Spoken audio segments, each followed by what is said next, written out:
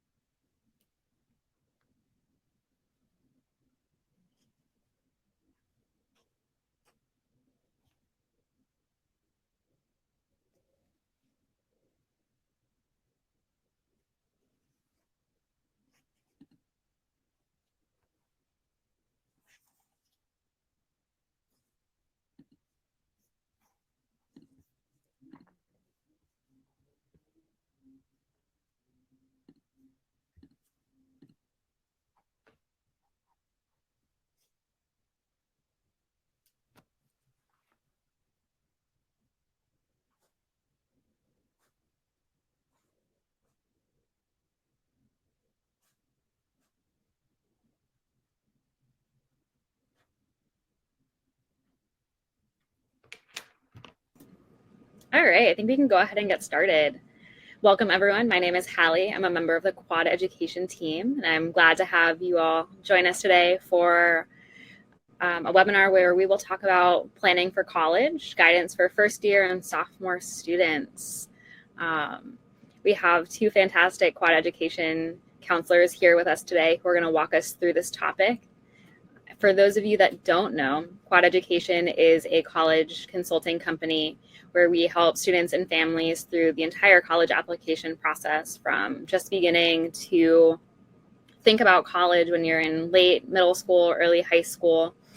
And we help choose classes and extracurriculars, all the way through deciding what schools you want to apply to, taking the SAT and ACT, writing your college personal statement, filling out the application, all the way through actually putting down your deposit at the school you want to go to. And with that, I think we will dive in. So today, we'll take some time to introduce our panelists. We will then talk about how to figure out your interests and goals. We'll talk about choosing the right courses and choosing the right academic enrichment activities. Talk about planning extracurriculars, and go over some milestones that you should hit before you apply to college. And then we'll open things up for a Q&A. So if you have questions throughout the presentation, pop them in the Q&A box and we'll get to those at the end. Additionally, we are recording this webinar, so you'll get a recording of this in your inbox within the next couple days, so you can refer back if needed. Today we have Dan and Maisha with us. And I will let them each introduce themselves. Dan, you want to start us off? Sure thing. Hi, everyone. I'm Dan, two-time Stanford graduate. Work with a lot of students on their college applications and also in the early stages. So if you are attending this webinar, I guess you're early on in your high school career, and congratulations for thinking about this topic early on. Glad you're here. This is a great time to get started and planning towards those applications. So really excited to talk to you about this today. Thanks for being here, Dan. Maisha, can you introduce yourself for us? Hi, everyone. My name is Maisha. Thank you all so much for being here today.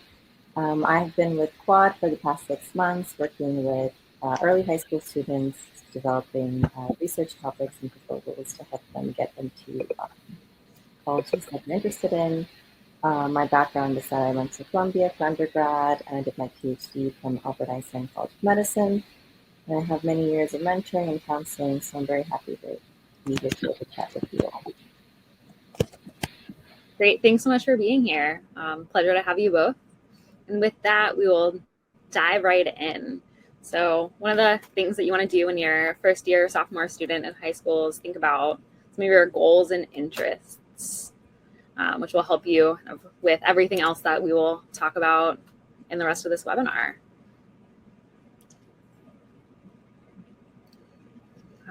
Maisha, you want to start us off here? Sure. So as Hallie said, figuring out your interests and goals is really key. First of all, the fact that you are here today to find out more is step one. Knowing that you have a vested interest in trying to get into good college. The first step is to really understand what your student, or if you are the student, what you are really interested in, what are you passionate about. So it's important to take some time to sit and maybe jot down some things that interest you, whether it be academic subjects, extracurriculars that seem kind of intriguing, or even side projects, whether it be art, music, dance, etc. Really take time to think about what you're interested in, what you can really put your all into, because colleges love to see real dedication, real determination. And once you follow through with something you're really interested in, it will definitely show.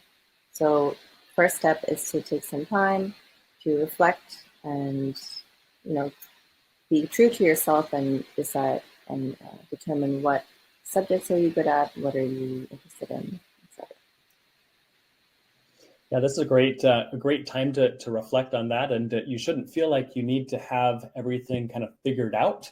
Hopefully you're also exploring and figuring out what those new interests are, and that's going to be an ongoing journey. And so I would think about, one, like the experiences you've had so far in your school or extracurricular or other parts of your life that have really excited you. But also think about like what are some areas that you're really interested in exploring more, because those can be helpful as well. And you have lots of opportunity if you are a sophomore right now to think about how would you explore some of these areas of passion, some of these areas of interest.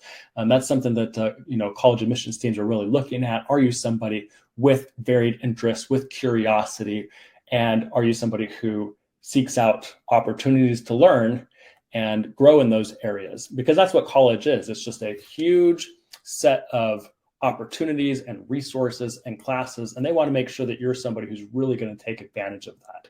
So you want to get started with that right now with your interests and goals. So I think coming up next year, we're going to talk about the kind of academic side. So there's a lot of different pieces of this, but let's first talk about academics. We know that universities are looking for people who show academic excellence, and that starts with what shows up on your transcript, right? So at the very basic level, you want to look at what are the requirements and prerequisites that you need to complete.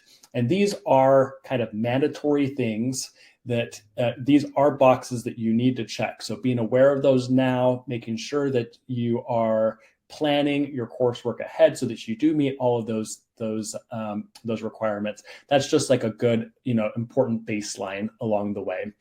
And then once you are kind of feel good about that, you want to make sure that you are choosing as rigorous, as advanced courses as you can handle and do well in, because that's something that they're looking at. Whatever your school is, whether, are you choosing the most rigorous courses that are available to you? And sometimes that's AP, sometimes that's honors, sometimes that's dual enrollment.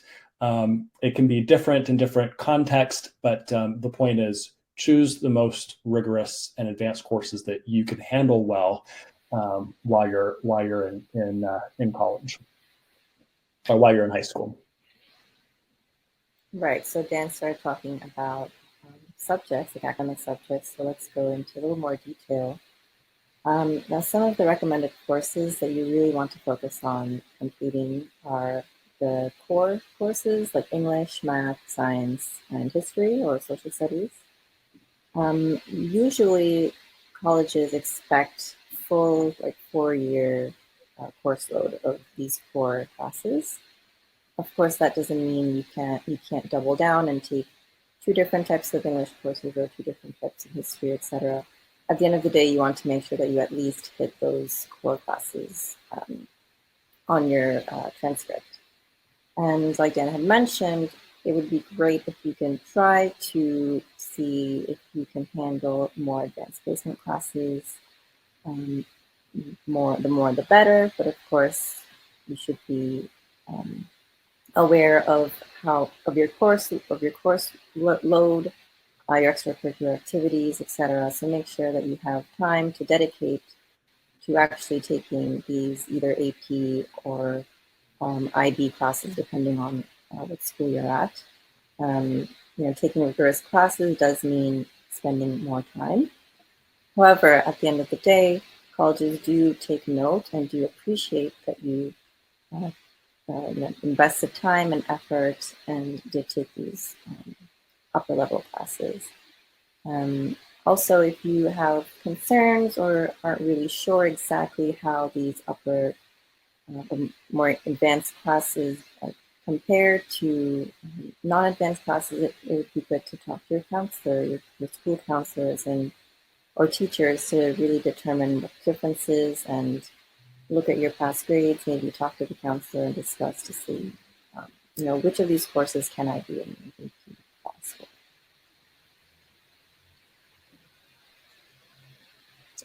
So moving beyond the coursework, the academic coursework, there are a set of activities that sort of fit within this kind of category of academic enrichment activities.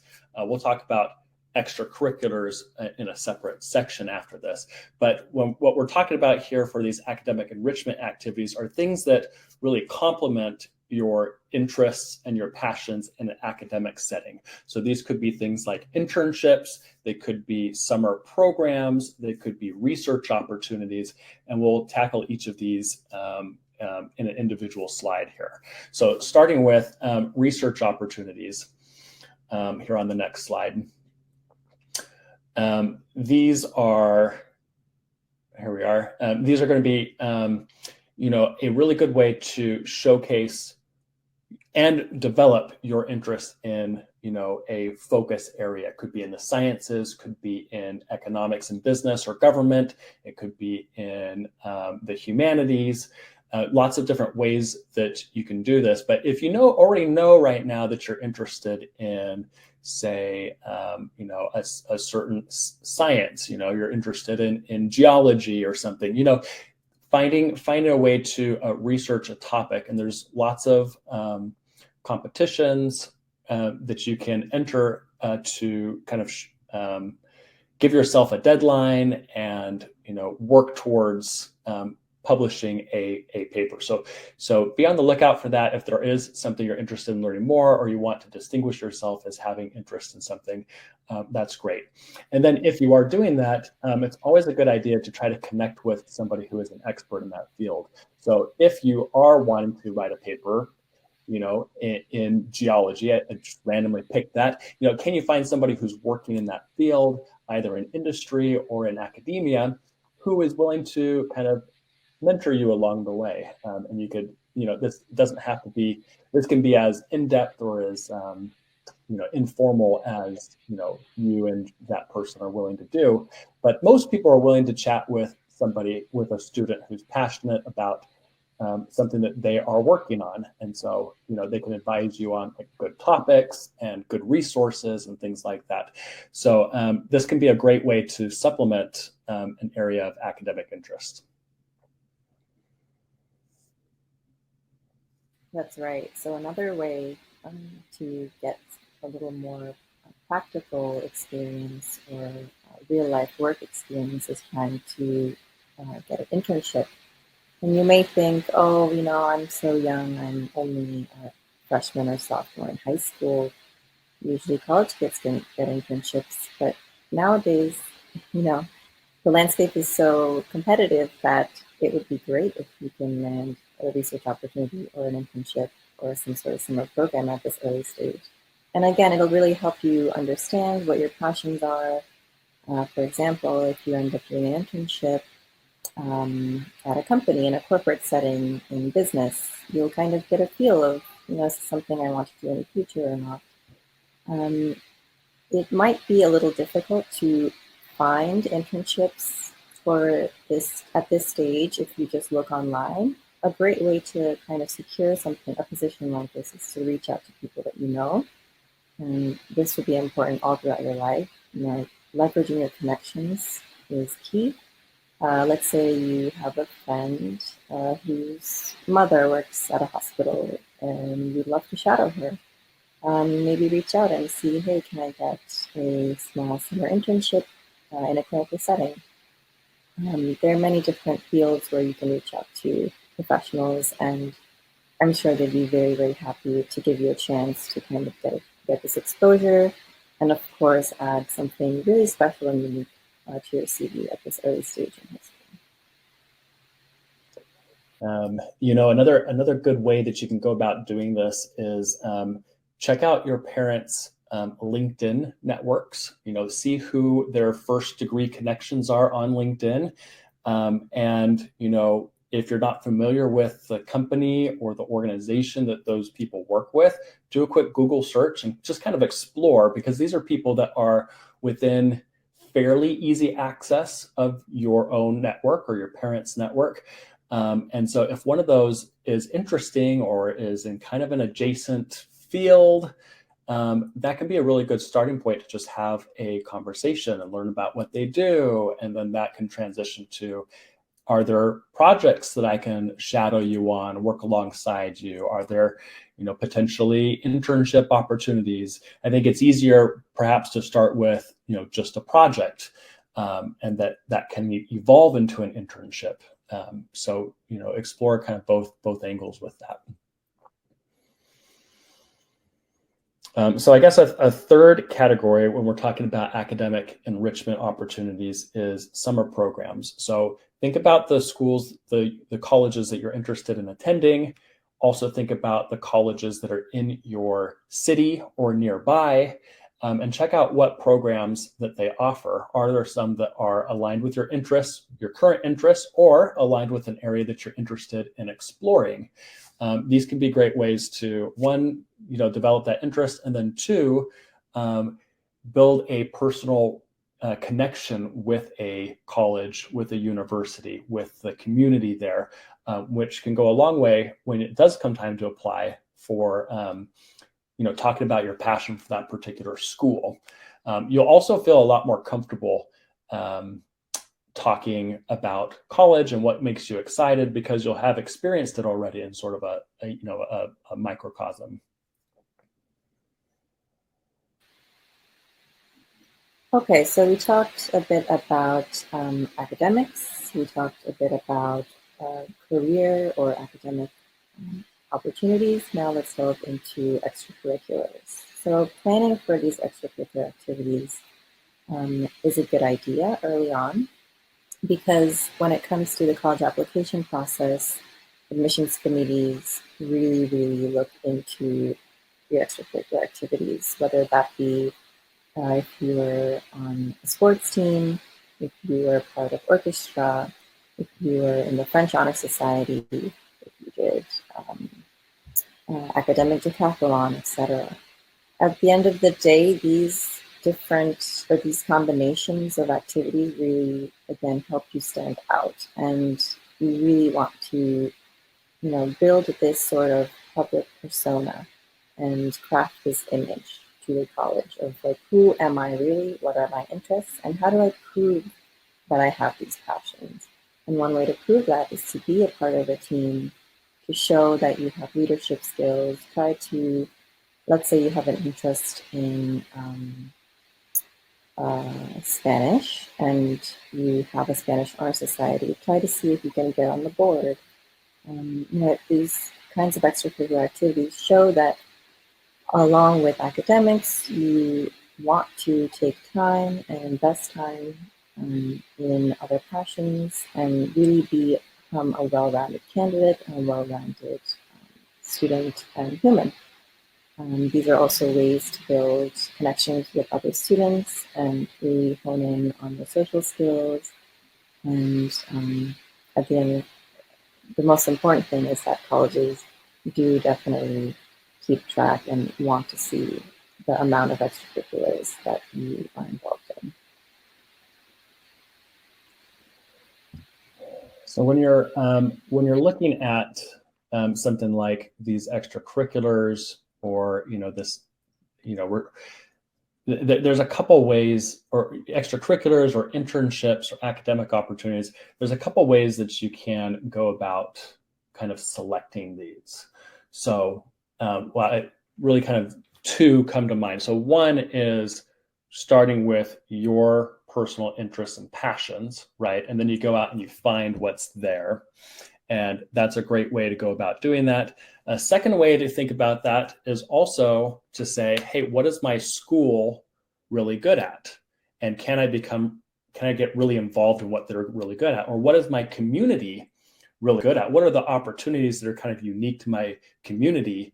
And can I involve myself there? So kind of two different angles. And I would encourage you to think about both of those, both starting from your passion, but also starting with like, what is already excellent in your school? If the band is particularly excellent, or and you could do band or choir, you might steer more towards the band because that gives you more opportunity for visibility, more opportunity to have really kind of excelling experiences there.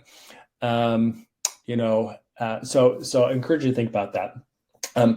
But back to this one, starting with your own personal interests and passions, that can be, just a really good way to think about, where are there opportunities to develop those.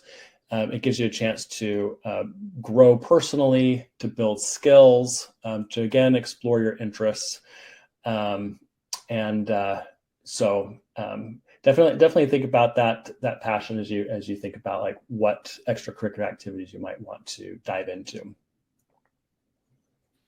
Yeah, those are some great tips. Really try to figure out what is your school good at, and try to become part of it if it's something that interests you.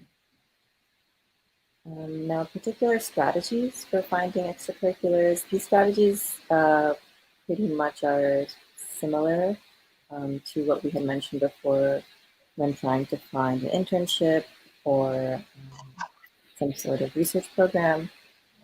First of all, of course, self-reflection, decide what your passions are, be honest with yourself. What are you interested in? What are you interested in learning?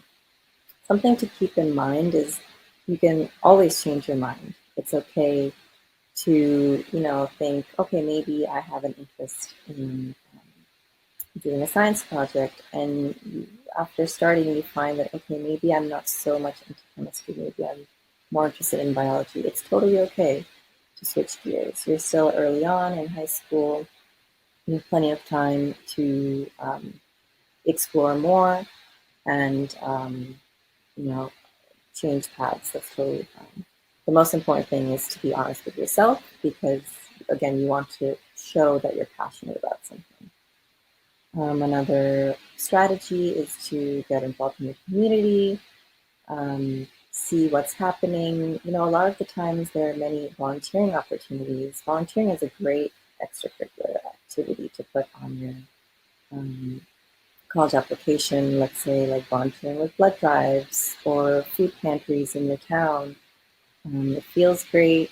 You're doing a service to people. It's rewarding, and it looks great on the application as well. Online resources, Dan mentioned LinkedIn. It's a fantastic way to see, who in your extended network can potentially help you along the way. Maybe there are some alum from the college that you're interested in who also seem to share similar passions or are in a career path that you're interested in pursuing. It would be great to reach out to them on LinkedIn, or maybe if their email address is public. And lastly, time management.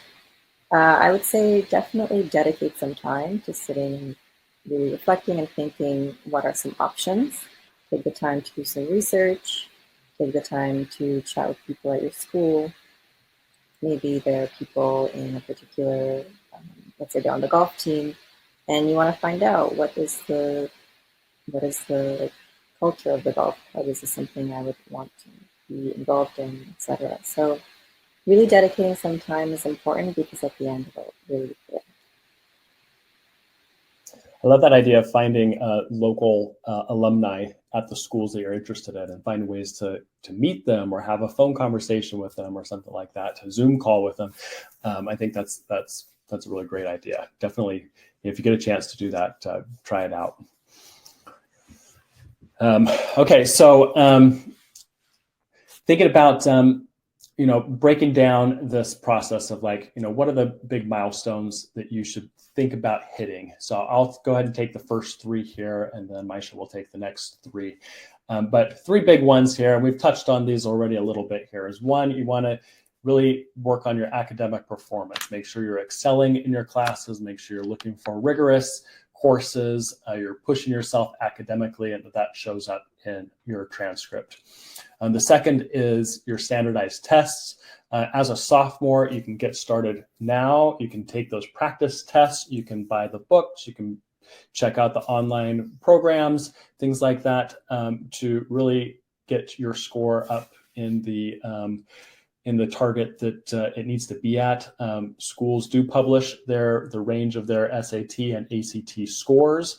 And so check that out as kind of a benchmark. You want to be in the upper 50%, ideally, for the schools that you are targeting. So having that benchmark now and then taking some practice tests will tell you, help you get a sense of how hard you may need to work to reach that target goal. And then the third thing we've touched on is extracurricular activities, that these are showing growth, that you are showing leadership, that you're showing passion, enthusiasm, teamwork, developing as a person, and showing, all those strong qualities that colleges are looking for. So I'll finish up the milestones. Again, these are things we already touched upon. The fourth one is volunteer and community service. Again, showing that you have an interest in giving back and helping the community, helping people around you is important. Summer enrichment is number 5. It's like the summer programs we talked about, internships, academic research, and lastly, college research. Now, this is a great time, early in high school, to really get some dream colleges on your list. What do I want to strive towards? What are some colleges I want to work towards? I think that really helps you as you go along high school, whether it be, or your standardized tests or your academic performance. Just having this dream college or colleges in mind really help push you forward and be motivated towards a particular goal. So it's important to actually begin researching colleges. It's a great time to maybe visit some college campuses if you can, if you have the ability to maybe take some college tours online. Some important things to figure out are what kind of college are you looking for? Liberal arts, a research-based university? What about the size? Do you prefer something more small and intimate, or like a larger group setting? What kind of campus culture are you looking for, etc. So this is a great time to really start looking at college websites, learning what kind of stats they expect, learning what they stand for, and figuring out, where do I fit in, and is this someplace that I want to be? Yeah, I love that college research thing early on. Like right now is a great time to be doing that. And one recommendation that I would, or one tip I would give you is that keep in mind that like what a college looks like on paper and what it feels like when you are there in the community can be very different. And so get as many chances you can have to go and visit schools, sit in on classes, talk to students, be there in that environment. You're going to get this sort of intuitive sense of like, oh, I thought this school was more exciting to me, but it turns out like this one, surprisingly, it feels like home to me. It feels like this is a community that I want to be a part of. And you can't get that unless you were actually like out there, visiting or exploring or learning about those schools. So it's a great chance to do that. You're really well set up now as a sophomore, somebody early in high school, thinking about this. One other thing I would say, there's a lot of stuff here. So volunteering and internships and extracurriculars and these academic enrichment activities. Students I work with tend to fall into roughly 2 buckets. One bucket is they are passionate about so many things that they tend to get very, very full schedules, and it's becomes, very hard to juggle things. And for those sorts of students, what I like to do as a counselor is have them do a start, stop, continue exercise. What are the things that, I'm not doing right now that I might be interested in starting?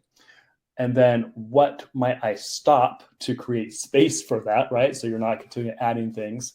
And then what are the things that you kind of want to continue going? So that's somebody that a mentor in your life or a parent or a counselor can help you think through. The other category that students kind of fall into is they're not sure what they're passionate about yet. And if that's you, like, that's okay. Like, you're young, you've got lots to explore, lots to figure out. One exercise that really works well there is to put together some sort of like a questionnaire. You can do it in a Google form or something. And a counselor, again, can help you with this. But, send that out to a few people who know you well and have them tell you what they think you're good at, what they think your strengths are, what they think your values are, and how they show up. And you'll learn a lot from what other people who know you well say. And then, you can say, oh, well, how do I develop that further? Or how can I, what sort of programs or extracurriculars will help develop some of these things that people are noticing in me? So just some tips there. But again, a counselor can work with you to, whatever your unique situation is.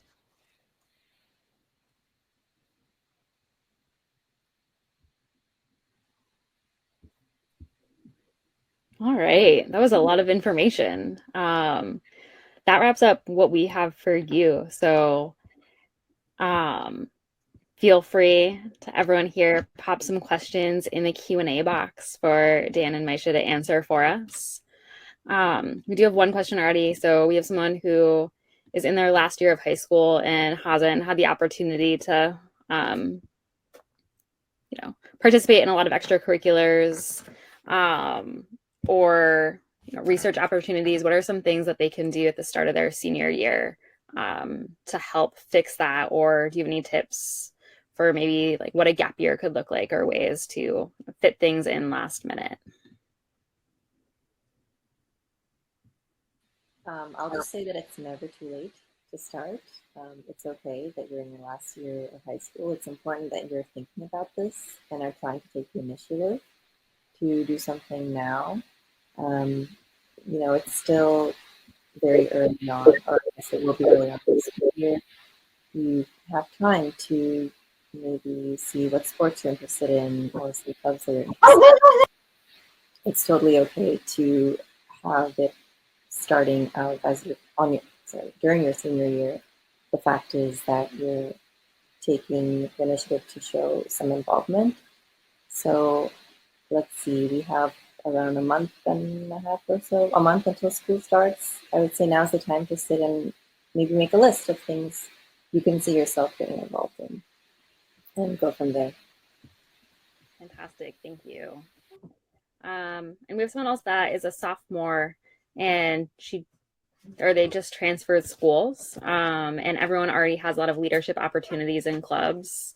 What are some things that they can do to find leadership opportunities, even though many are already taken?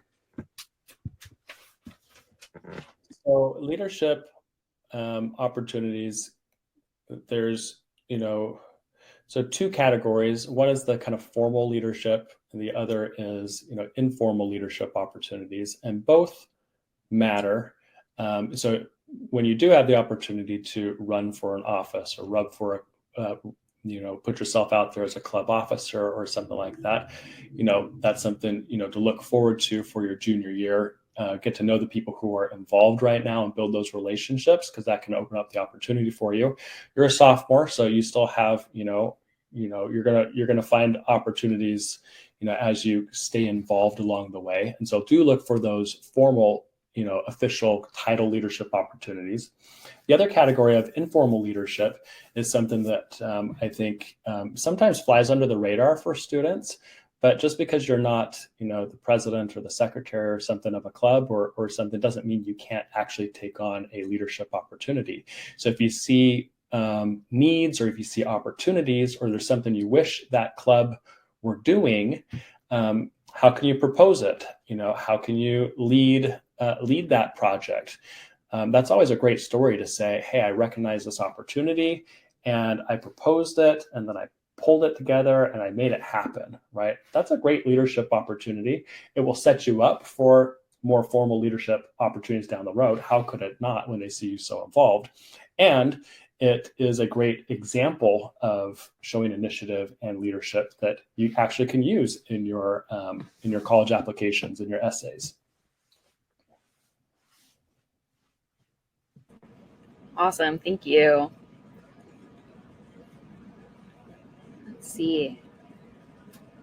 So everyone who's with us, definitely feel free to keep popping some questions in. Dan, Maisha, before we wrap up, do either of you have any pieces of advice, tips, anything else that you want everyone here to know about, things to be thinking about in their freshman and sophomore years? I was just looking at my notes here. I think I've checked off all the tips that I've put there, but I'll speak up if there's something else that comes to mind. All right. Yeah, I would definitely emphasize trying to take some practice standardized tests early on. I think that'll be really helpful for your junior and senior year. Once you get comfortable with standardized testing, it'll take a lot of pressure off when it gets closer to the actual thing. So definitely try to take some practice tests with the PSAT if you get a chance. Yeah, I'd second that. And I'm glad you brought that up. I know with test optional schools, there are a lot of students who think they don't need to take the SAT or ACT. What advice do you have there for students who are, a few years out from those tests? It's all about, colleges are looking at you as a complete person, as a holistic applicant. But you as the applicant, you're looking for as many signals as you can send that I am a stellar student. I am a top applicant. And for better or for worse, one of those things still that is can be an objective signal is blowing those tests out of the water, right? So they know if you disclose, like if you get a really high score, you're going to want to put it on there, right? You're going to want everybody to know, and that is a great signal to an admissions team.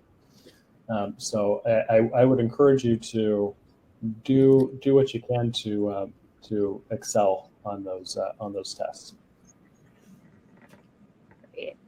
We have someone else who has who's wondering if either of you have any tips for time management. They're taking their first APs this year and are taking 2 of them, which is definitely good job. Yeah, it's not an easy thing to manage. So congratulations. But any time management tips? Well, I'm a scheduler. I like to probably more rigid than I needed to be in my high school days. Planning out specific times when I was going to focus on specific subjects. That worked well for me, but different people have different ways of managing that. Yeah, I'm a big fan of having a planner to actually physically write down what are tasks you have to complete today, what are homework assignments that need to get done, what essay due dates are coming up. I think it's good to be organized, especially when you know you have a workload coming up this year. Yeah, and if you take a look at your syllabus and see if you can calendar out for the whole semester, when those big projects are, when those papers are, when the exams are, and if there are times that it looks like things are starting to stack, plan ahead so you can knock some of those projects out early so they don't all pile up on a particular week or two. Yeah. Definitely great advice. Also know people that spend whether or not they have a lot of homework one day, they spend an hour or so that just reviewing notes, making sure that they're keeping up with everything so that they don't need to cram when it comes to tests or write essays last minute. Anything you can do to stay on top of things so it's easier to study later and have all of the information you need kind of at hand.